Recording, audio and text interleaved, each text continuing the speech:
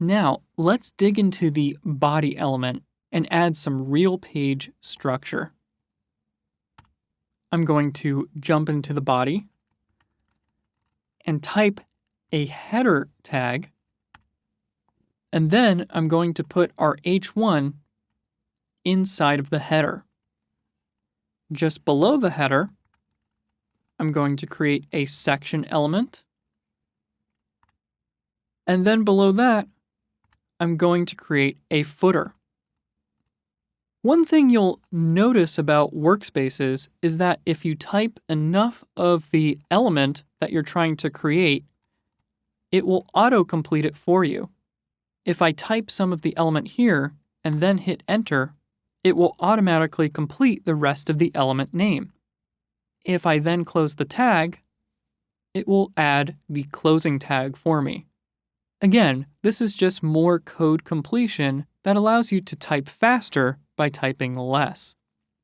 Now, I've added 3 new elements here: the header element, the section element, and the footer element.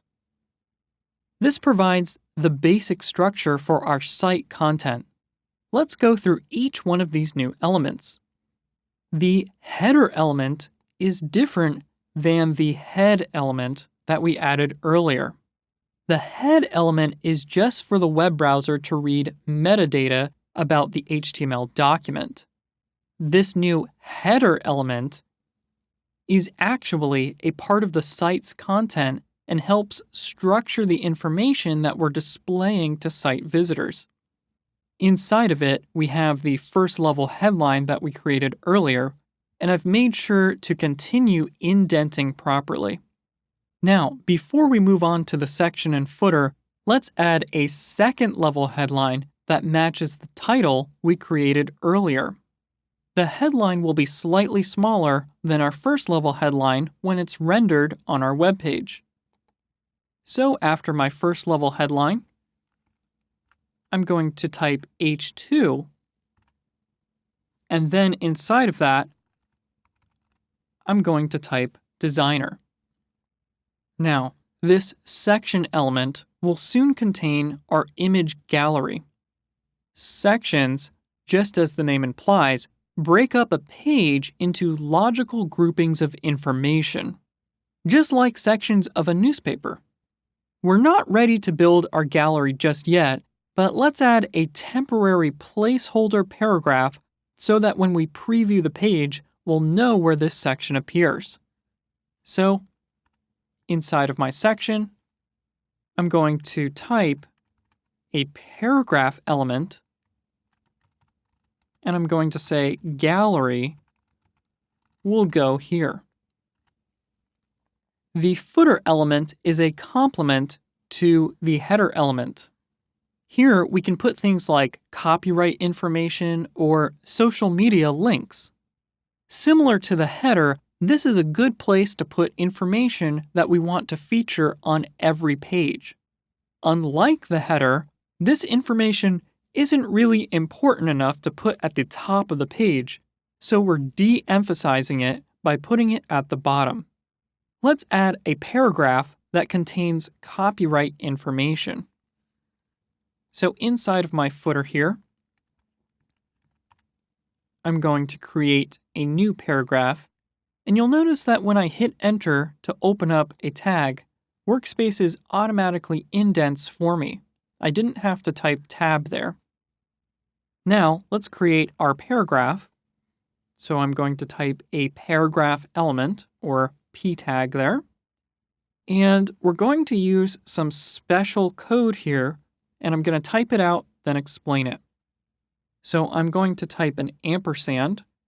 So I'll hit Shift and then the number 7 on my keyboard for ampersand.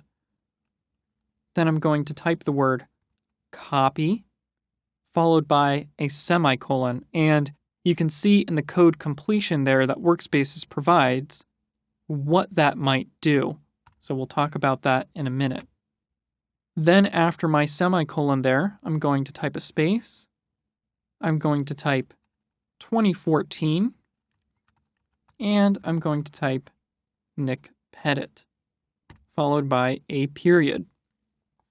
This special syntax that we typed is a character that doesn't appear on our keyboard. In fact, it is the copyright character.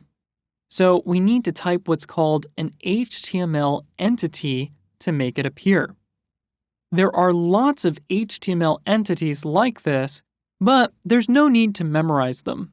Most web designers and developers just go to a search engine when they need to look them up. In the notes for this video, you'll find a link that lists them out for you. The syntax follows the pattern of an ampersand, followed by the name of the symbol, and then a semicolon.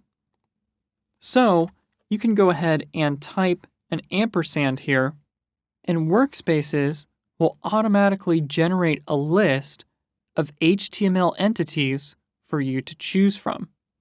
As you can see, there are quite a lot of them, but if you go ahead and continue typing, it will narrow down the list as you type.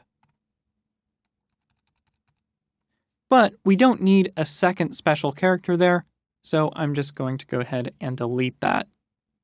Now, let's save our web page, and we're going to preview it. However, before we open the preview window, I want you to try and visualize what you think the page will look like. Now, let's open it up. Does the page look like what you were expecting? Right now, it's pretty underwhelming. It's just a white background and some black text, and only the most basic default styling that's been applied automatically by the browser. We're going to add lots more life to this page with CSS, but first, we need to finish up the content. One thing I would like you to notice right now, though, is the sequence of the content.